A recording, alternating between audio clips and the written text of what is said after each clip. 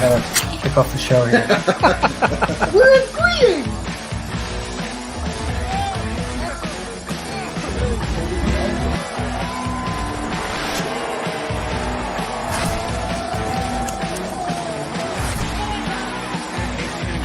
So cleaned up.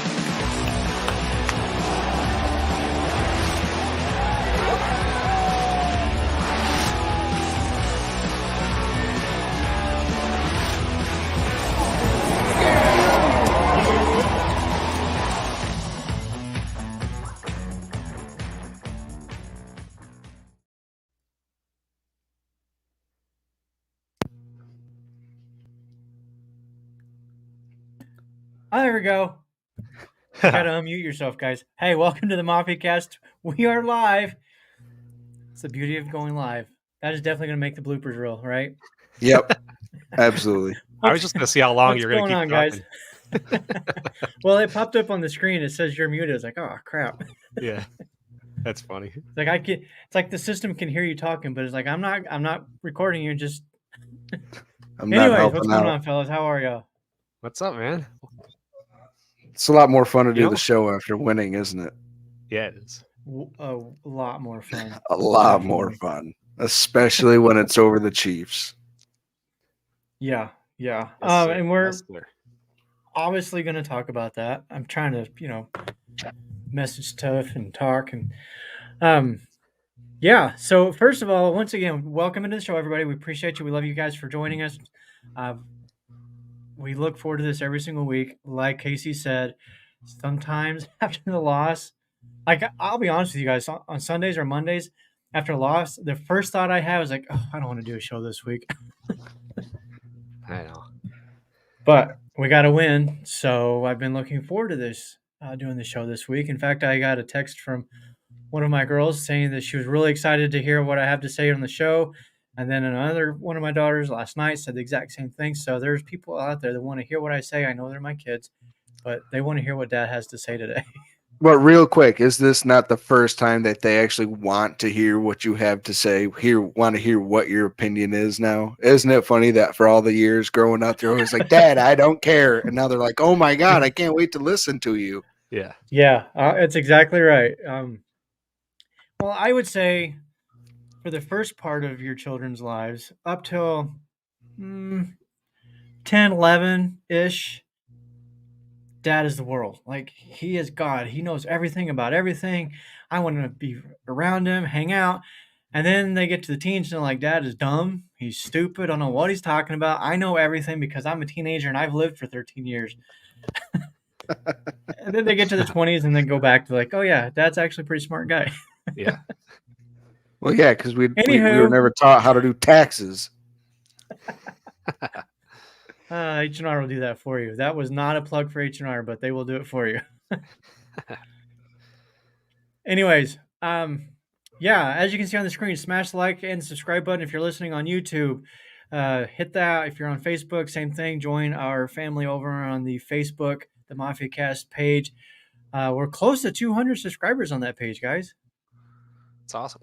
Hey, slow and steady wins the race. That's what I hear, and it is sometimes very slow, but we're getting there. Let's jump back into the last weekend's game really quick. I'm just gonna throw it out there for you guys. Case, I'll start with you. What are your thoughts? I mean, it was weird. Like, first, there was some reason I was texting my friend Mike, and not this one, and he texted me before the game. Yeah, my actual friend Mike. I have friends. And he said, I don't know what's going on. He like why I think this. He goes, but I have full confidence that we're going to win this football game. And I did too. There was just something that I was like, the entire game, as like close as it got, as chippy as it got, I just never felt like we were actually going to lose a game once it started. I felt like we were always in control. I know Kansas City, they made it tight. They really came back. They made a really good football game. But I felt like we were in control the whole time, and Kansas City was chasing us more so than we were chasing them. It had been a really long time since I'd had that feeling. We had been the chaser for a long time, not the ones being chased. What up, Dave? It's my stepbrother. Nice to see him Yeah, watching. there you go. I love too, man. this is one of my favorite parts of doing this show. And we'll get back to the game in a second, but it's the comments, the interaction with the fans, family. It's my favorite part. It's a ton of fun. Yeah, I honestly don't know what I was feeling when we had the ball, and I was like, okay, we're going to get some points out of this. When we were on the Bills' last drive, the offensive drive, and I wasn't sure if they were, going to get 3, if they're going to get 6, whatever the situation was. But the only thing I could think of in that moment was, damn, there's way too much time on this clock still. And we've seen this story play out multiple times this season where Josh Allen drives us down the field, whether it's for 6 or for 3. He walks off of the field with the lead and then ends up in the locker room with a loss. So, that's kind of where my mind was on the end of that game. Throughout the game, I wasn't worried, but I wasn't, oh, we got this in the bag either. It's kind of an odd feeling. Yeah. Mike, what do you got? How are you feeling throughout the game? I want to say I was nervous. I was having that feeling, and I'm like, I hope everyone's not having this feeling, and it's just me. And I mean, I doubt it was just me, but I think it was a very small portion. Not very small, but I think more people were confident that we were going to go in there and pull out the dub. The beginning of the game, like Casey was saying, they didn't make it easy. They made it tight. When Epinesa got that interception, that was it for me. I'm like, we came here to play, and we mean business. And from there on out, yeah, we controlled it the whole way. I missed that play. Oh, you did. You did That's too. right. Oh yeah. Oh my You're not gosh, local. I forgot We're about FaceTiming that. next time. Oh, Yeah, I can't remember what game it was now, but whichever game our local network was showing, it wasn't over yet when the Bills game had started. So, and I've got a house full. We had probably 15 to 20 people, Bills and Chiefs fans, in this house. It was like a Super Bowl atmosphere around here. It was it was cool. It was a lot of fun. But everybody's like, "Where's the game, Ronnie?" Like, oh. I mean, I texted you guys 5 minutes before even kickoff, and I was like, I don't think they're going to show live. I was like, I don't think they're going to. And then all of a sudden, thank God. This is why you got to live in New York, Ronnie. This is why you need to move out here so you can actually watch the games. Yeah. Yeah. Well, we'd be at the games if that was the case. That's a good point. But to go back to your point, Ronnie, about like we left too much time on the clock at the end of the game. That's the part where I was like, Kansas City messed up this time. Because when Travis Kelce made that on that last play when Kelce lateraled it and Tony scored, there was over a minute left, and we had all 3 timeouts. That I immediately thought as soon as they scored, before I even saw the flag, I was like, "This is it's Josh's turn. He finally gets a chance to get the ball last." You know that, and I knew like he was going to go down and score. We saw the magical plays he was making this game. Like I was very comfortable. It felt a lot of like 13 seconds to me to where Josh is going to do what Josh wants to do right now. Mm-hmm. Yeah, and it's funny you say that because I had the same thoughts. But if you look at a lot of the comments from people who basically like, if it wasn't for Tony, we would have lost the game. Well, no, there was over a minute, and Josh Allen's coming onto the field if that's the case. And then some people will say, well, that's great, but did you see our offense up to that point? And we scored 6 points in the second half or whatever it was. No, 3 points in the second half. Yes, but every single game, almost this year, when we're behind, Allen has drove us down the field and put us ahead. It's the defense that has done not their part. Mm-hmm. So in this particular instance, yeah, you're right. We would have had the ball, and he would have had that opportunity to drive down the field and win it with no time left on the clock. Yeah, it was a crazy game, and I even remember when I think there was like 55 seconds, 54 seconds. We stopped them in that 4th down. You know, the Bills fans in my house are cheering and having. I was like, no. There's still 54 seconds left in this game. The way this season's gone, we're going to find a way to F this up. Yeah. Remember the Vikings game? We fumbled the snap. We got 54 seconds left or whatever the time was. And then they were kneeling it down and the clock ran. So that was awesome to see. But we're 3-0 against the Chiefs in the regular season in their stadium. So even going into the game, I wasn't necessarily like concerned. I wasn't really sure what to think, to be honest. Yeah. I wonder how concerned Chiefs fans are going to be next year if we end up having to, more likely than not, have to go back there again. You know, I wonder what their mindset's going to be to where, like, oh my God, you know, here comes Josh Allen and the Bills. They always come to Arrowhead and they always beat us. You know, it's like each team has that one random team against them that it was always their crutch. Like during when Brady was in New England, it was the Dolphins. He couldn't beat Miami in Miami. You know, it was one of those things. And like it was like the Jets somehow always beat the Patriots once. You know, right now the Jets are beating the Bills once a year. You know, the Patriots are beating the Bills once a year.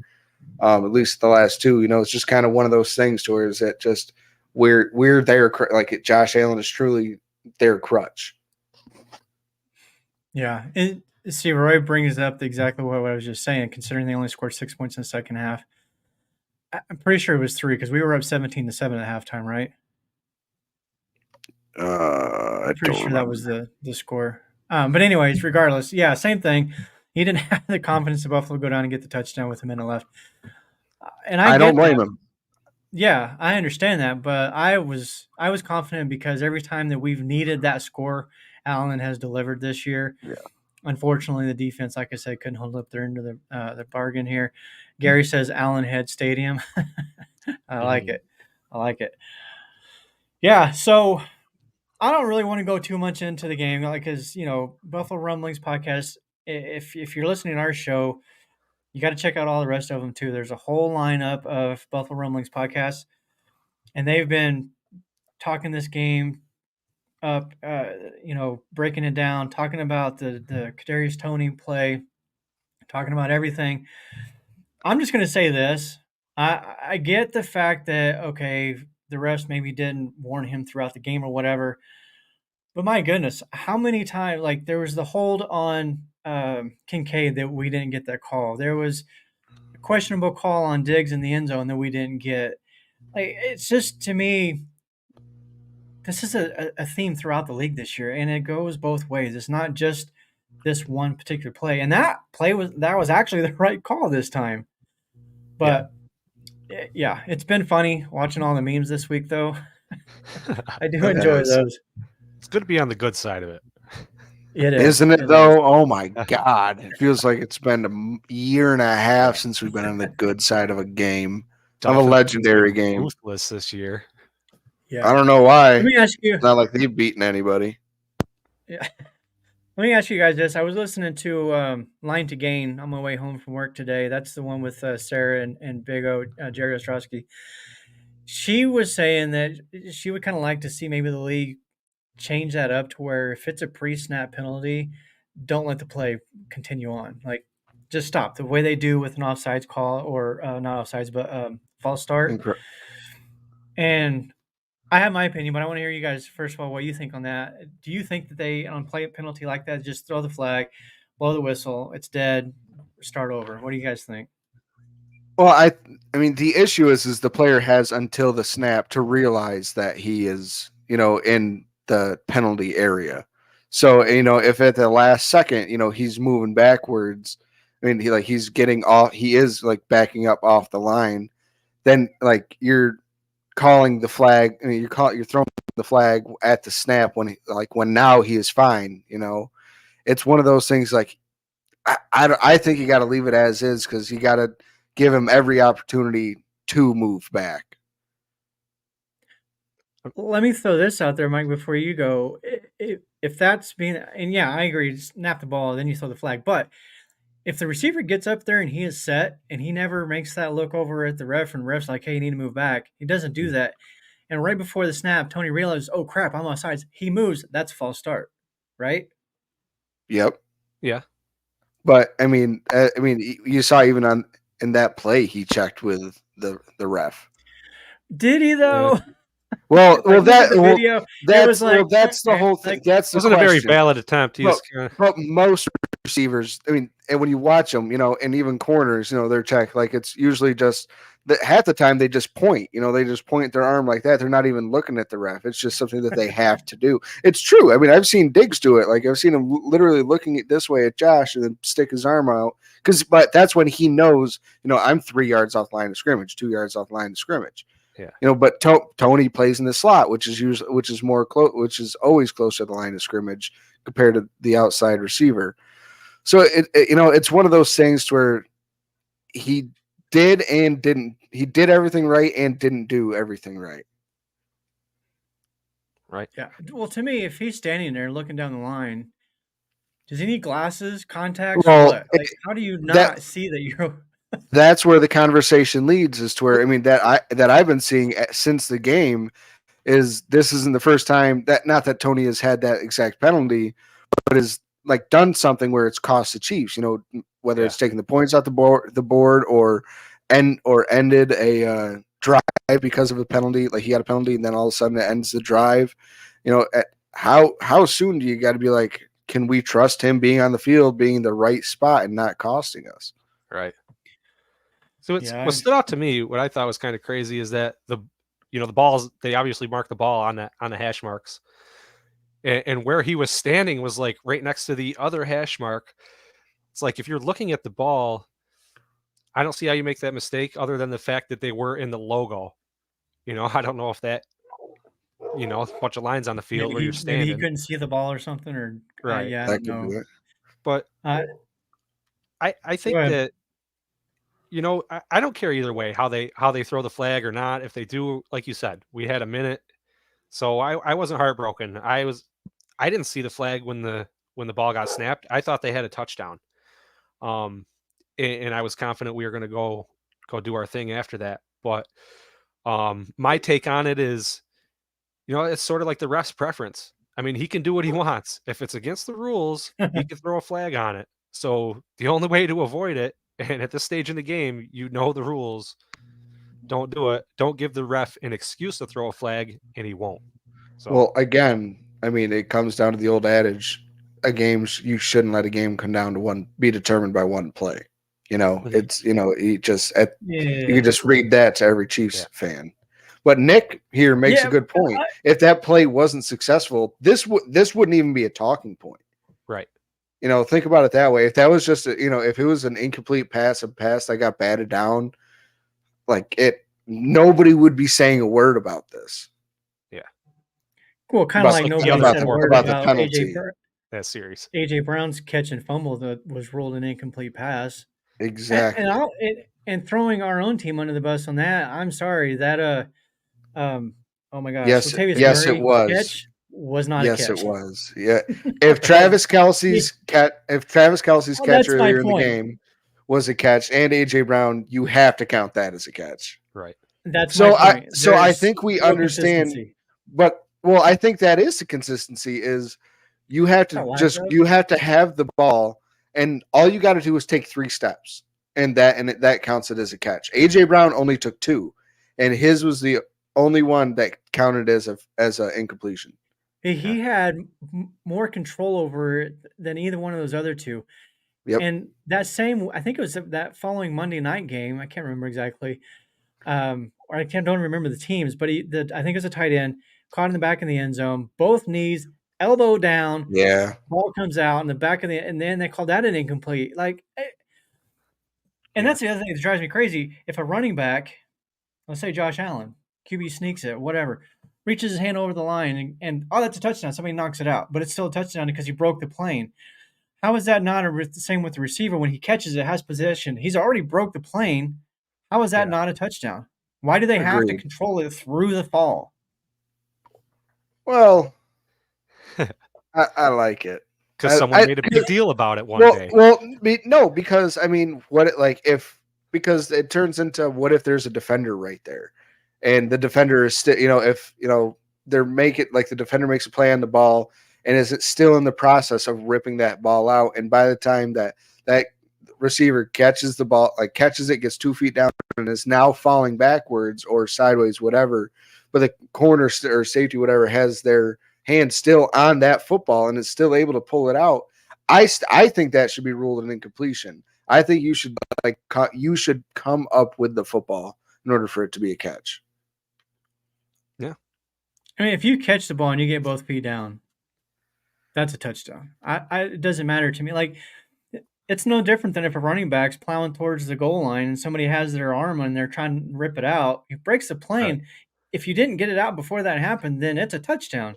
But that's where Same should apply to the receivers. But that's where being a pass comes in. I mean, when do you determine had full possession? You know, if the defender is right there making a play while the receiver's catching it. I mean, there's always going to be the receiver catching the ball and trying to tuck it somewhere.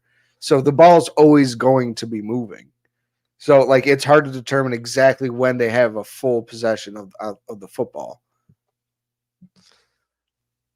If he, I don't agree. To me, if he's got his hands on it and the ball's not moving and he's, whatever, it's not any different than a running back with one hand reaching out. He doesn't have, he's moving the ball. He doesn't really have a whole lot of control over it because he's got one hand on it. He breaks that line. It's a touchdown. Doesn't matter what happens afterwards. Right. You're saying you're standing in the end zone. You got your hands. Boom. The ball sticks to your hands. It doesn't move at all. But as soon as it touches your hands, boom, you're saying touchdown. If your feet get down, you got to get your feet down. Right. I will give him that because if you're up in the air in the end zone, then you got to be on the ground. But that takes. But where do you draw the line, though? They call it a touchdown here, and when he's going to do that, like he's just going to. That's my point right there. Someone's going to be like, "Wait, did he really catch it?" Exactly. It's Dez Bryant, is what it is. It is. I mean, that's the Dez Bryant catch. I mean, ever since then, we've seen that over and over again, and it's been called both ways: a catch and a drop. And it's like, what freaking one is it? Ooh, BR. Sorry, I almost lost one there. No, you're good. Yeah, no, I agree, and that's kind of the point. Is there's just no consistency. You call one thing one way and then not the other, and I don't know if there's really an answer to that problem, short of using the technology that's out there and start having AI call games instead of humans. I don't know. More of a. Can I just? I like how like the Chiefs game seemed like we each got away with some calls and we each got flagged for some stuff. I think it was a well officiated game. It was balanced. So as long as it's balanced, I thought that's sad when it's true. When you say a well called game is a game that both teams get screwed. Yeah, but you're right. As long as I would rather have. Yeah, I mean, even the Eagles game. I wasn't complaining about the refs. I thought it was a decent game. We lost it. Well, Mike's nuts, but anyway, I'm gonna agree. And that's kind of we'll get into some McDermott conversation here in a minute, because but there are some comments here that I want to get back to. One of which here, starting with Sheldon Cole, and this is almost in perfect timing here. Any idea if Lenny Fournette is going to get some touches? This is the question that I want to ask the two of you at this point in the season. From what you've seen so far from Latavius Murray, I know you guys have a soft spot in your heart for Murray because he's kind of a local boy for y'all. Should Fournette come into this? Is it time for Fournette to come in and maybe Murray to kind of relinquish some of these touches to Fournette? We know if Fournette can catch. He had over 70 receptions last year. He had, I think, 900-something yards rushing behind a crappy offensive line. Is it time to bring him in here and give him a shot? If it isn't broke, don't fix it. And that is being. I would argue that it's broke. Unbiased. How? Number one, that was not a catch. Number two, even if you do want to call that a catch, he subsequently fumbles it. That's a touchdown if he holds on to it. Okay. Number two, there was a couple of plays when he was in protection that he completely missed the guy, went the wrong direction, and gave up one of them. He gave up a sack because of it. I don't remember the others, but I just feel like that he's the oldest player in the league. To me, it's starting to show. Like the burst that we saw early in the season, to me, is not there anymore. Yeah, he's still somewhat effective between the tackles, but Fournette is like what, 5 years younger? Like, to me, he needs to be on the field. Let's see what he can do. Kind of give more of that traditional lightning and thunder situation between Cook and Fournette. I want to see Fournette on the field and see what he's got. Yeah. And I feel like he's just a backup plan right now. We're just keeping that in our pocket in case Murray gets banged up or he does start having, drop issues, things like that. You're saying Fumbling. Fournette's the backup issue or question or Yeah, backup plan. plan? Like we snagged him just in case we're down another running back, like we lost one earlier this season. I don't think Leonard Fournette actually has anything to do with Latavius Murray and like his situation. I think it was because all of a sudden we saw, I mean, how many games did we go with 2 active running backs after Damian Harris got hurt? We won a few. And then all of a sudden, Tyson Chandler got called up and it was like Ty Johnson. Ty Johnson, excuse me. And he didn't get, maybe he got 1-2 touches or he was in protection. He was just spelling the guys. All of a sudden, like he looks good. No, he looks very good. He does well with his touches. He's very good in the screen game. I think it was more so if he just doesn't work out, we know we have somebody in that like who can do those things in Leonard Fournette. But let's see what Johnson's got, and he's done really well. And I just don't think that there's any need to change it up right now. I don't think the issues are big enough, like with Latavius. I mean, he had one drop. You can call this his worst game of the year. I'll take that. I mean, especially with how well he ran when given the opportunity. I just think it's one of those, if it isn't broke, don't fix it. And personally, in my opinion, I just don't think it's broke. It's fair. Maybe he comes in and plays to Johnson. I just want to see. Right, let's see if he can. Yeah, if he's got something to provide. But is now the time in the season to? He's nicknamed Playoff Lenny for a reason. Yeah. What's that? But now isn't right now the time to be playing those games? Let's see if this works. Exactly. Or we just keep rolling with what we got, or are we trying to keep them guessing? And maybe we start Fournette this week and we just hammer the run. Oh, Mike, that COVID's really getting to you, buddy. It is, ain't it? I don't think that's the case. I honestly do think he is just a backup plan right now. Yeah. I don't know. Like I said, there's a reason why he's nicknamed Playoff Lenny, and right now it's basically playoff time for the Bills. This weekend isn't necessarily must win, and we'll kind of get into that a little bit later as well. But I do want to move on because we're already moving up here close on the halfway point of the show. Real quick. Don't you ever try to get me to talk bad about Latavius Murray again. All right, move on. Moving on. Wait. I'm going to throw this in here really quick. All right. Yeah, this is something I wanted to do. The NFL's, they do their monthly campaigns throughout the year with the veterans and the different charities and this and that. So this month, obviously, My Cause, My Cleats. And this is one of my favorite ones because, I'm the artsy kind of guy. I'm into that whole thing. It's like a bucket list thing for me. I want to paint a pair of cleats for somebody or something someday. But I thought we'd just sort of highlight one of the causes that the Bills players have.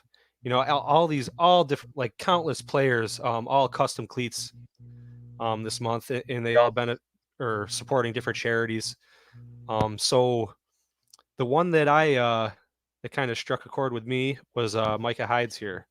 So Micah Hyde, his cause is the CARES Foundation, which is close to his family. I'm not 100% sure what that one's all about, but the other part of it, the other charity is Imagine for Youth. So Imagine for Youth is I got to pull it up here because I didn't rehearse this. It's just getting youth involved in sports and academics and giving them giving support. Micah Hyde started this as a class project, I think, in 2015, and it just blossomed into this. Him and his wife run it now, and it's just a really good thing. It's across a few different states, and like I said, it's just getting kids involved with sports. I mean, I see kids here. You go to the Bills app, you scroll down like halfway, you'll see Bills Mafia, and then you just slide over a couple slides, and then you'll see the My Cause, My Cleats, and it'll list a bunch of players that are working with these charities, and you could donate right there. On the bottom, there's a button. So it's one that really kind of resonates with me because, as a child, maybe, I wasn't the most athletic or the best at schoolwork and doing homework and things like that. So, it might have helped me go a little further. So I don't know. And I just love the cleats thing. I think it's the coolest thing, the artwork and all that. So if you can, get on the Bills app, go check out the causes, support them. They highlight them on the pre-games. You see these guys wearing their cleats and stuff like that. So that's all I want to do is just kind of give them a shout out what these players are doing. It's a great thing, doing great things on and it's off awesome. the field. So go ahead, show your support if you can, and I'm sure they really appreciate that. It's awesome what they're doing, and it's a great thing. This one in particular for youth, for academic and sports. So there you have it. Mike, knowing you back then, you could have used all the help you can get. Yeah. Yeah, Latavius the didn't kick in the teeth for nothing. It's a pretty cool deal that the NFL does and the players. And I'll just quickly kind of piggyback off of that. There's a ton of things that the league does, that the players do, the teams do, that just does not get the recognition and publicity that it should. Instead, we're worried about something that Sean McDermott said 4 years ago rather than focusing on the here and now and some of the issues. Yes, I threw that little comment in there. So we're going to jump into this. McDermott's undefeated following a bye. What is it, 7-0? Yes. Yeah. I think it's either 7-0 or 8-0. I can't remember if he was 7-0 going in. Now he's 8-0 coming out, whatever. The fact remains he's undefeated. And we kind of talked a little bit about this whole Sean McDermott situation last week. Not so much of the Tyler Dunn report or article, whatever you want to call it, piece of crap story. I don't like it. Like I get it. You're a journalist. You think you have some sort of a job to do. You guys know me. I am not about the negativity. I'm not about attacking people in any way.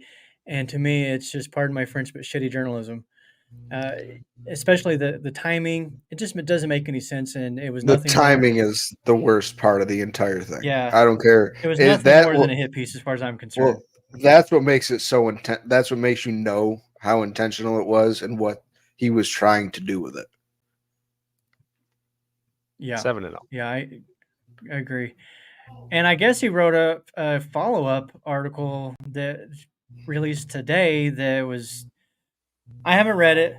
So if you want to know what Sarah and Jerry have to say about it, check out the Line to Game from this week because they really kind of dive into it in a lot of the comments and stuff. But it's just doubling down apparently on some of the things that he was saying, kind of attacking even the fans, saying that you guys didn't actually read it. I guess he made some comments about Chris Brown and Steve Tasker and Eric Wood for some of their, I get probably comments in retaliation, or maybe not necessarily in retaliation, but just in support. I don't know. Like I said, I haven't read the article and I don't know what comments they were saying, but I personally am so over the McDermott trash talking. Listen, he's not going anywhere. Let it go. Support this team. We are trying to do something here. So let's move on from that. Move on from the name calling.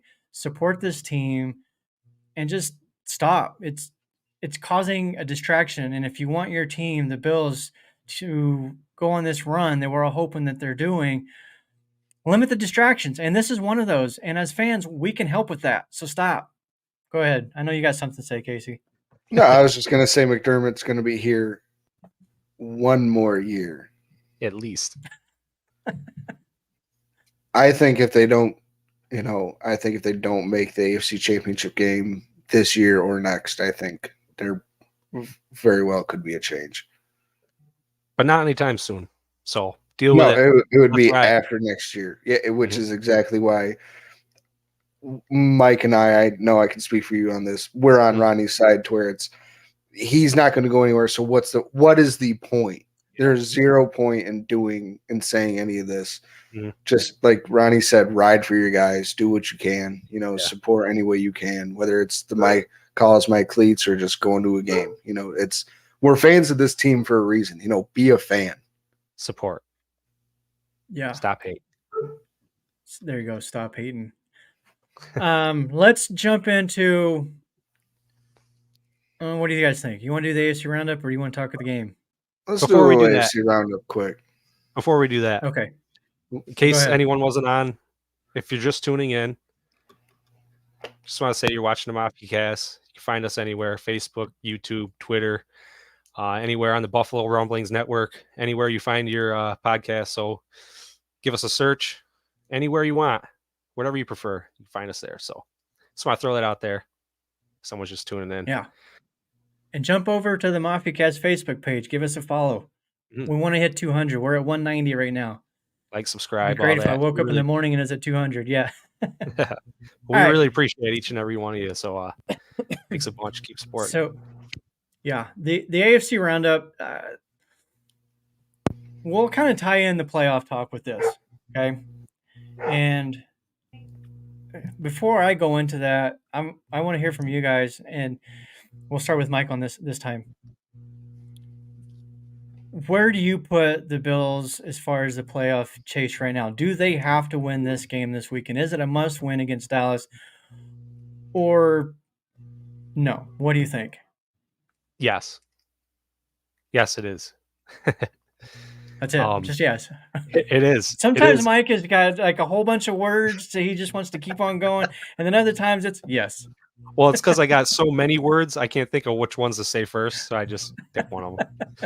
But from like a player's standpoint, like Dawkins was on one of the shows today, FS1, I think, maybe on I forget what show it was, but they're focused on this game and this game only. Like he was saying, he's not even sure what the next game is or the next game. They're focused on this game. Their backs are to the wall. This is it. We mentioned it earlier. It's almost like playoff time for the Bills right now. I mean, this is it. The Cowboys are a great team right now. They're playing really well. They're in a very good position. Dak is in the MVP chat right now. So I mean, they're right at the top of their game right now. This is a huge game for the Bills, and it's the game of the week, and we're going to be there. So yes, they do need to win this. That's fair. But yes, I forgot. too Yeah, much. you're gonna be there. Yeah, too much of the 7-6 going on. We got to break away from that lump of teams we're lumped with right here. And the time is now. We got Pittsburgh, Indianapolis, Houston, Denver, Cincinnati, all sitting at 7-6. Mhm. Casey, what do you think? I mean, it's Pop Ron. I've been the one that's been going back at you. Like you and I have been going back and forth about this. You're not worried about the tiebreaker situation like I am. As everybody can see here, there's not a single tiebreaker that Buffalo owns. Right. And like that's but you can't rely on other teams to lose at this point in the season, especially when you don't own the tiebreakers. So at this point, every single game, like you have said, is a playoff game at this point. Because if we lose, I know it's an NFC team, but the playoff chances drop significantly, especially if, one of these other 7-6 teams that are playing with a backup quarterback pulls out a magnificent win that they weren't expected to get. I mean, who projected Browning in the Bengals to win last week? Nobody. Who expected them to beat all these teams with the backup quarterbacks. They're playing well. They're playing good enough, especially Cleveland. Cleveland started 3-4 quarterbacks this year, and I think the highest paid one might be the worst one they've played. But they're sitting at 8-5, but that's because they have a fantastic defense. They know they can run the ball. I just don't trust any of these teams to slip up and just kind of not hand it to us, but make it easier for us. So in my opinion, it's we can control our own destiny. So we have to win every game. And then I know like we're going straight into the playoffs, and we're not gonna like there's zero chance for a bye, but like all we There's need not is a zero chance. chance, but I mean, all we need is a chance to get into the playoffs, and I think if we get into the playoffs, we will be the team to beat in the AFC. Jacksonville doesn't Yeah. scare me. Kansas City doesn't scare me. Miami doesn't scare me, and Baltimore doesn't scare me. Every single one of those teams has their own has a crutch against them, and I know we do too. You know, I understand that, but we are just as good, if not better, than every single team ahead of us. We have still yet to hit our Absolutely. stride, and maybe this is the game, and maybe last game was the one that like kicks it into high gear for us. yeah, I'm on board with that. I will say, my opinion of the tiebreakers, it's not a hoping that the teams in front of us lose or help us out. It's a knowing they're going to, because the AFC, there's a lot of games where these AFC teams pit each other this week or over the next few weeks. For example, this weekend, I believe it's oh shoot, it's Pittsburgh and somebody Colts. Pittsburgh and Colts. Two teams are ahead of us. Whichever one of those two teams loses is going to fall out of contention. And then with Cincinnati, they've still got the Steelers, the Chiefs, and the Browns. They still have three pretty difficult games coming up. So that's my point. Is as long as Buffalo wins, they're going to those tiebreakers are going to improve, because we have 4 conference wins. All of the teams from Pittsburgh down have 5 or less. So we're right there with them. But you just like made my point for me, like that we still need to win, because if we lose and this Colts Steelers game, the winner gains an extra game on us, and we don't gain anything even on the loser. So that's what makes every game like a win-win, and the tiebreakers, like no matter what, if we don't win, we're screwed. You know, a loss, no matter where helps us. Yeah, if we could just get through this game with a dub, the next few games should be very winnable for us. I'm just saying, obviously I want them to win. Obviously a win improves their odds. And I'm not going to go into the odds and percentages and everything, because I already wrote about this yesterday that just got published today, so I don't want to ruin all of it. I'd like for people to go check that out. But the key is the 3 final games, because they're all conference opponents. Those 3 games are the key. Now, beating Dallas, yeah, it's huge for confidence reasons. It's huge because it does make it a little easier if we happen to slip up in one of these other 3. But it keeps us on pace with the Dolphins. And we just need Miami to lose one more game. As long as we can keep winning. Miami loses one more game, then we go into that last week with a shot at the division title by beating them. So it's kind of crazy when you think about the fact that where we were at 6-6, the number 1 seed is still on the table, albeit it's a long shot. But it's all there still. How mad would Finn fans be if they choked this away? Can you imagine? I mean, we all saw how happy they were to beat us in week 3 last year, by 3 points down. We were playing our practice squad, basically. Josh Allen's the only starter left.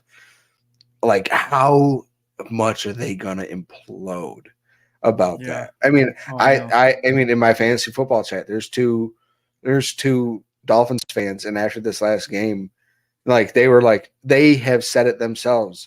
Oh, we're gonna choke. Like I have no confidence in this team. We're gonna choke this away. Like they're like, there's no doubt in my mind. I could pull up the text still. Like it's insane. Yeah. They're preparing for it, but they're also used to the doom and gloom that we've been through all our entire lives. Like that's. I mean, it's just one of those things. So it's which one of us is going to implode. It's a matter. It's going to happen. But the good thing for us is I think we already did the imploding that we were going to. Yeah, I agree on that. Yeah, 100% agree on that. I'm going to go back to Roy's comment here. To get to 10-7, we would be relying on others to slip up. Again, it depends on which game we lose. If it was this weekend, because it's not a conference game, the percentage of chances if we lose this weekend drops only. I say only, but it drops like 10%. It's not that huge. But if we lose one of these conference games, one of those final 3 that's when it starts to plummet. Like really, like if we lose one of those conference games, because then the tiebreakers really become an issue. But if we can win those 3, and we're sitting at 7-5 in conference, and the rest of the AFC teams are beating up on each other, because there are some AFC versus AFC matchups coming up over the next few weeks that are huge. There's definitely, even at 10-7, a very good chance that we could still get in. It has to be those 3 conference opponents, though, that we win. We cannot lose those. If we lose those, then I do think it's all out the window. But point being, this weekend is not a must-win. It'd be huge, though. And I can officially put to bed my hashtag tank for Marvin. I think that's dead for the year. There's people out there still hopeful. They're like, let's still play our asses off, and we could do whatever we got to do to move up and get them. But hey, man, for Marvin Harrison Jr., I'd be more than willing to give up this year's first, next year's first, and move up and get him 100%. What would that do for the team? It would give us like 3 absolutely phenomenal weapons for Josh Allen, and then a great weapon in James Cook. Mm-hmm. Meanwhile, we still have Khalil Shakir and Dawson Knox. You know, like that's an amazing offense. You know, give Josh Allen those weapons. I mean, and also, I mean, that just Marvin Harrison just molds into the number 1. When Diggs' contract is up, it's a seamless transition. That's assuming Harrison even comes out. See, that's another thing. I mean, we talked about NIL last week, but this story hadn't hit, and here we are in the exact situation that we were talking about. I mean, what would you do? I mean, it truly shows how much is he tied. How much is a player tied to their team? How much does the actual team and what that team accomplishes mean to them? Or is this just, or was, going to Ohio State just a step to get to the ultimate goal? Is he striving for just getting to the NFL, or is he really that pissed off that he didn't beat Michigan, didn't win the Big Ten, didn't make it into the Final Four? It's good. This is going to be very interesting to see what this high profile of a player does with the options he's given. And it could, if he stays, it could change the landscape of the NCAA. Mm-hmm.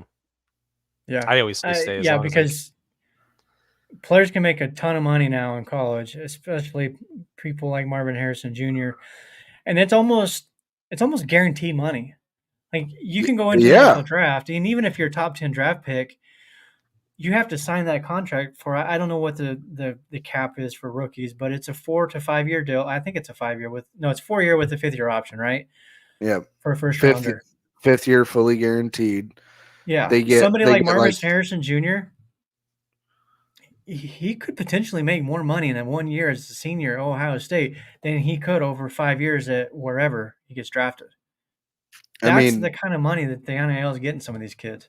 Plus, if you go top 1, 2, or somewhere around there, the number is something like, after signing bonus, first year guarantees, all that kind of stuff. They usually get about $25 million. If you're one of those top 2 picks, that's what he's being offered to stay at Ohio State and further his education. That's one less year he'll have to worry about trying to finish his diploma after he's already in the NFL.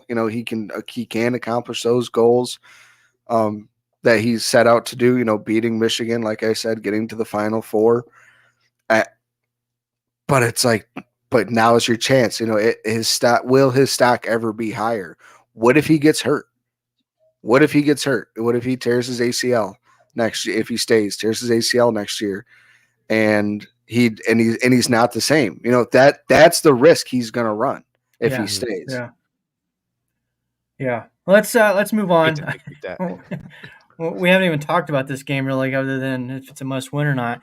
What do you guys think about this game? Do we match up well with them? Is there anybody that you're?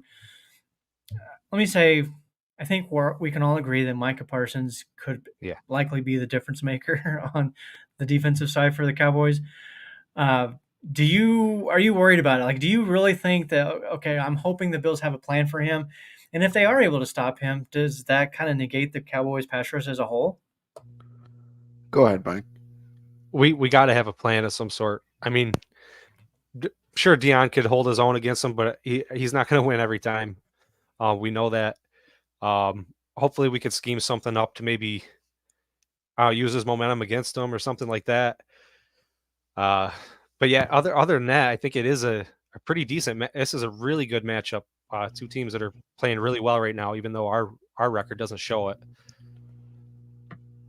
Yeah. I mean, I don't know if that's directions or play action. I mean, I could see him just not falling for it and just going right for the sack though too. So yeah. Well, that's the one thing that I keep hearing about this Cowboys defense is they are extremely aggressive. Like the secondary. stay away, run the other way. Yeah. Seriously. But that's the thing. The Cowboys move him around a lot, so it's not going to be Yeah. just Deion Dawkins. He's going to get lined True. up in the middle. He's going to get lined up on Spencer Brown's side. Yeah. Maybe Quick passes. maybe this is the game where Murray stays in and helps out almost Yeah. exclusively. Right. Maybe. Casey, what do you got? How did we do against the number 2 sack leader in the NFL this year in Max Crosby? Shut him out. Yeah. I mean, how did we do? I mean, I can't say Matthew Judon. How do we do against, like the Jets defensive line? I know they're young, but they've got a good rotation of young players. First game, not amazing, but not ungodly terrible. Second game, crushed it. Our offense, they might have got Josh 1-2 times, crushed it. But I mean, just look through what we've given up this year. Josh has been sacked the least amount of times in his career this year, and he's still up there, and like he might break his drop back record again this year. He seems to do that just about every year. So like those numbers like correlating like that, that's awesome. That makes the sack number even better. So I think that, of course, they're going to come in with a plan for Micah Parsons. I mean, you're an idiot of a coach if you don't. He's too good not to. What worries me, is Deron Bland. I know, they're missing Trayvon Diggs, but they have Deron Bland who has stepped in, and I mean, it's like they never even lost him. Trayvon Diggs was right there picking off everything and returning it to the house the last few years. Bland's doing the same thing, but they get beat the same way by being so aggressive. We've seen what DK Metcalf did to Deron Bland. I mean, he absolutely torched him. Yeah, he still got an interception that game. Good for you. What happened? Like, you still got absolutely torched. The only reason why the Cowboys won that game was because CeeDee Lamb and Dak Prescott. Deron Bland Gabe Davis worries me. No, because I'm not. I mean, Stephon Gilmore's on the other side, and I don't trust Gabe Davis anymore. I don't. I've been a Gabe Davis stan since he came into the league, and he's lost all my faith. I think this is a Khalil Shakir game. Those are always fun. I do. I genuinely think that this is a Khalil Shakir game. The weakest part of the Cowboys is the middle of their defense at linebacker. And I think that's where he and Dalton Kincaid are going to find open spots and be able to move the chains and suck the safeties down, which is going to give Diggs the opportunity to fight Bland one-on-one down the field. Yeah. I saw a stat. I think in the last 4 weeks, Khalil Shakir leads the team in receiving, but he's 5th in the team in targets. I'm at the point. I'm with you, Casey. I'm at the point now where I kind of want any targets that have gone to Diggs. I cut that in half, or not to Diggs. Sorry, to Davis. Cut that in half, and split that between Shakir and Kincaid. It sucks because I like Gabe Davis, and to your point, we've defended him throughout his career. Last year, people were on. I was like, yeah, he had the ankle injury, this and that. I can't do that this year. He just disappears. And I don't know if you guys saw this or not, but his mom tweeted a couple of days ago. Elena? No. Yeah, something about that. There was a video of the play where Davis was wide open, and then Allen threw it over here to the side, I think to Kincaid. And she said something to the effect, it must be nice or would be nice if you would get the looks or something to that effect. And unfortunately, everybody let her have it. Oh, At the same time, she probably shouldn't be going on Twitter and making comments about, defending her son. But I get it. She wants to defend her son. But he's not been trustworthy at all. Yeah, he was wide open, but Is you he going don't to know catch if he's going to catch it or not. and what happened last time Josh threw that ball, threw him the ball on that route? It was like we could have won the game in Philly. Gabe went right, Josh went left. Maybe Josh saw that and didn't trust that they were going to make the same read. Not even the fact that he wasn't going to catch it, just that it was the same. He instantly saw Philly all over again and didn't want that result, and he took the safer pass in Kincaid. Or maybe he just missed them all together. Which quarterbacks? I mean, how many times are we like, look, they had him wide open? It happens all the time. They can't. They can't see everything in the field. Too, yeah. Is this Davis's last season with the Bills? I believe so, unless he signs for about $6 million a year. It's more and more looking that way. I've fallen in love more with the blocking impact he has. But look at Khalil Shakir. I will gladly give Khalil Shakir those snaps. He's been just as good, if not an even better blocker. But Gabe's just a little bigger. Right. Yeah. We've talked a little bit about this in the past, and we don't have a whole heck of a lot of time, but I do want to throw it out there really quick. The NFL draft coming up. You guys let Davis walk, and you draft wide receiver in the first round? Or safety. Let me see where we're drafting first, because that really depends. Yeah. It does. It would be, defensive line. I know we all hate that we keep taking defensive line, but now it's starting to become necessary with age and people who are not under contract after this specifically season. Defensive tackle. Yeah. The interior of our defensive line is going to be revamped soon, and I think they're going to try and do it younger. So I won't be surprised if we end up taking, the best first, second, third best D tackle, depending on where we're drafting. If we're 18, 19, we saw a wide receiver not go until pick number 20 or pick 19 last year, and 4 went directly in a row. It's one of those things. All right, the landslide starts. If we can get to the front of that landslide or be number 2, go get Keon Coleman, go get Ibuka out of Ohio State. Go get one of those guys that you think can make a difference. If not, fall back, take a defensive tackle, take a safety, because it's looking more and more likely that Hyde might not just be here next year. I think the injuries might be piling on him, or it's going to be one of those he wants to come back for one more year and not go out on an injury year. Either way, I think we can all agree we could use some quality depth at safety. Rapp's been good, but not as great as we wanted him to be. So I think and to me, it all depends on where we land in the draft. Right. Yeah. To answer Roy's question, as far as would be nice, but who would be available when they pick, this is a really, really deep draft for wide receivers. So even if we're in the late 20s, there's going to be some good ones, I think.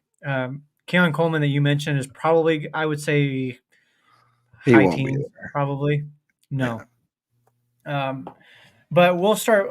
Obviously, we're going to dive more and more into the draft as we get, closer to all of that stuff. But yeah, it's one of the topics that's been coming up more and more as of late because Davis just disappears. I don't think he had a single catch last week. Did he? Had 2 targets, I believe. So real quick, I'll let you know real quick. Hold on. Let me go to fantasy football and show you how bad he screwed me. Big fat 0. Let's see. So wrong league.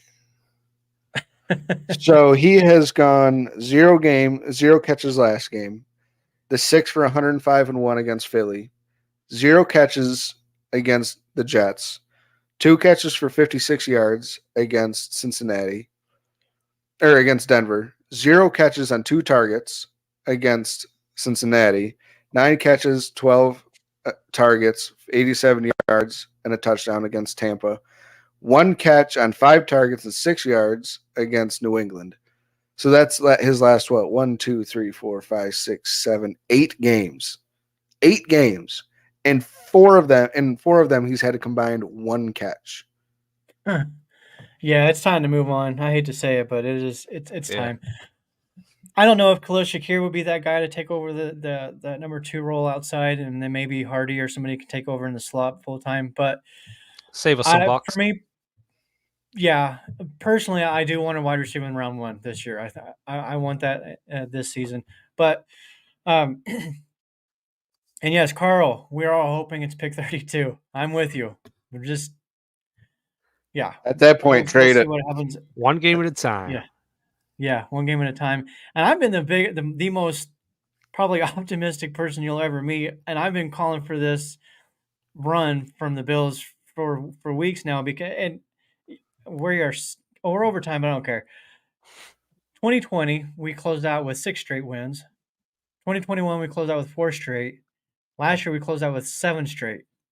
The only number that's missing is 5, which is where we would be if we went out the rest of the season. So there it is, 4, 5, 6, 7. It's a sign. And then we get in play. We just got to get in. Mike, I think you said earlier, just get in. Yeah. It's a whole new season once that happens. Mm-hmm. For sure.